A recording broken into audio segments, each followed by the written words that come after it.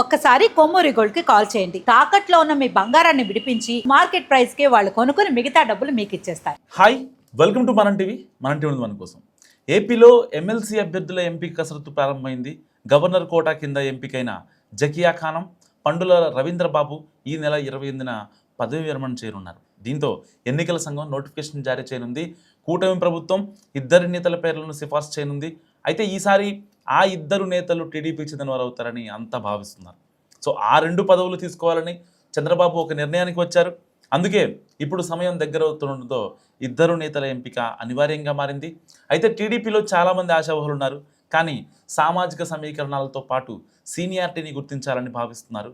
So ఇలాంటి టైంలో వారి ఇద్దరి పేర్లను ప్రకటించింది కూటమి. సో సీనియర్లు అయితే చాలామంది ఆశిస్తున్నారు. ప్రధానంగా పార్టీలో చాలామంది సీనియర్లు ఉన్నారు. మొన్నటి ఎన్నికల్లో సీట్లు త్యాగం చేసిన వాళ్ళు ఉన్నారు. పార్టీకి మద్దతుగా ప్రచారం చేసిన వాళ్ళు ఉన్నారు.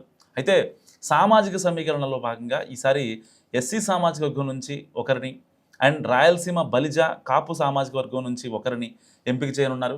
సో ఆ ఇద్దరు నేతల ఎంపికపై చంద్రబాబు దృష్టి పెట్టారు. కసరత్తు మొదలుపెట్టినట్టు కూడా తెలుస్తుంది మనకి.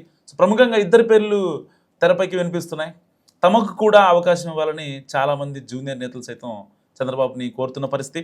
అయితే రాజ్యసభ పదవి ఆశించిన నేతలకు ఈసారి ఒక ఛాన్స్ ఇవ్వాలని చూస్తున్నారట చంద్రబాబు.